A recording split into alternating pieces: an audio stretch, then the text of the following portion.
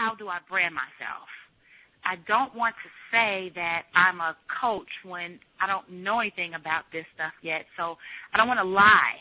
How do I get around saying I am something when I'm not? So right now are we talking about in a video, or are we talking about writing an article?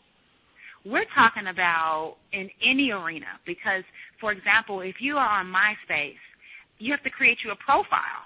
And who do I say that I am is the question.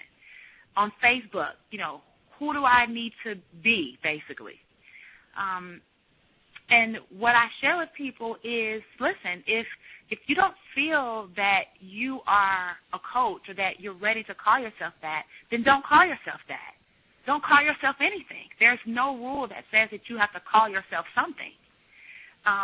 As you begin to be yourself and just share information, then you will come into your own identity, and then you'll start to brand yourself and call yourself, quote, unquote, what you feel you are. And that's kind of how it happened for me. But you know what? I'm a little different. I didn't have a problem saying I was a network marketing coach even when I was just learning, because ideally for me, mentally, that was my goal. So if I start off now saying what I plan to be in the future, I don't consider that to be, not the truth. I think it is the truth. So that's kind of how I started. I would say network marketing coach, and it was my first time out there. But as people began to believe that I was because I said that I was, then that's what ended up happening. You were. I mean, you were, because you'd done it offline. You'd grown teams. You were a coach. So. I guess so. You're right, Daegan. You're right. But that's one of the things. I guess I would say branding, some of the things that I see coming across, people not really knowing kind of what category they fit into so that the rest of the world accepts them. Now, let me ask you this, because this is something that I go back and forth on, is do you think it's important for a person to brand themselves immediately? From learning through what I've done and kind of finding your own path and taking it to the next level in your own business, do you think it's important for a person to brand themselves first, or just kind of get out there and do stuff? Now, that's going to be a tough question, Daegan. The reason is because I believe both. It's just a matter of almost like percentages that you put into something, like what part of the pie is branding and what part is doing stuff. I think that it's important to do both.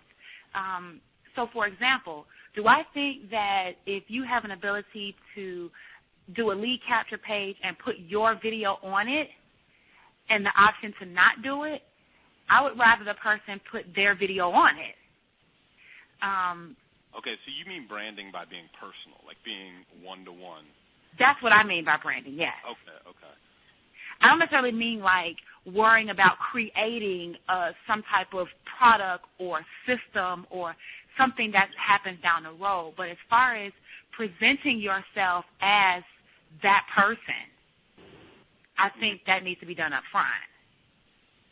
Is that what you meant by branding?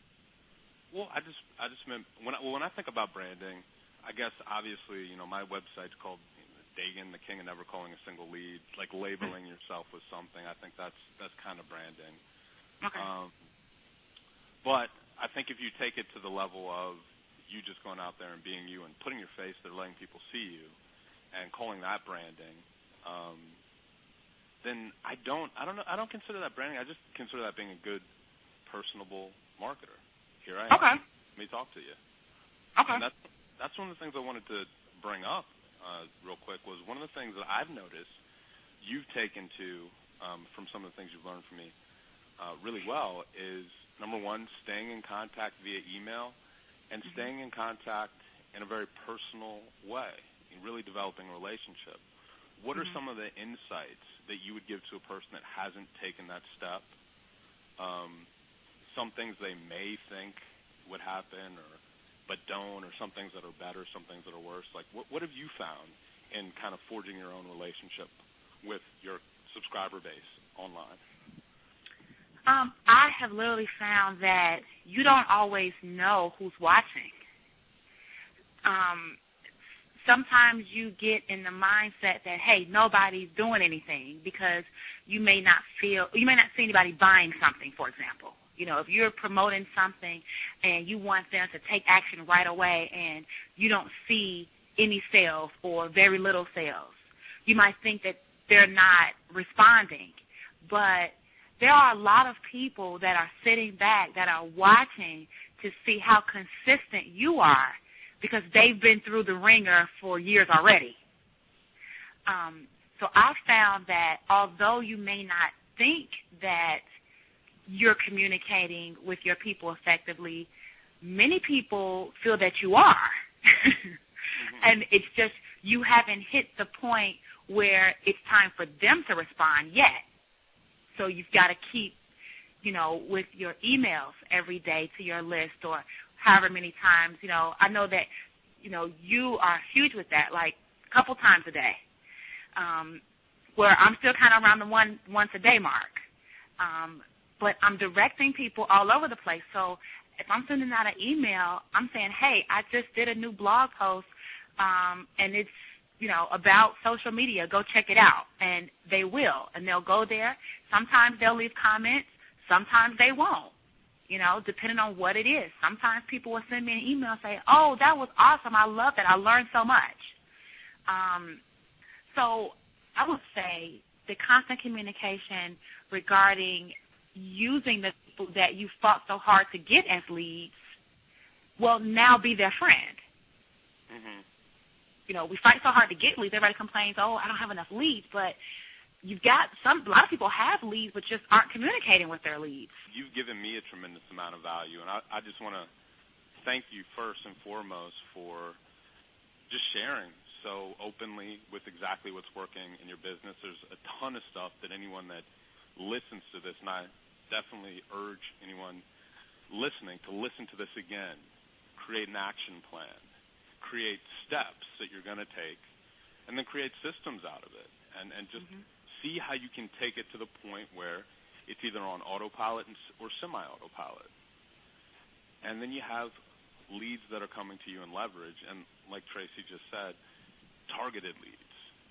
So I just want to thank you for sharing that. I want to, again, say, you know, I'm proud of all your success. Just keep going at it with the same sort of attitude. But I do want to ask you one question. Certainly. To a person that says, is this guy Daegan Smith for real? You know, what would you say as a response to that? So I can feel good at the end of this call. Okay. Well, what I actually do say, because that is a very real question that I get, is not hypothetical at all. What I do say is that he most certainly is.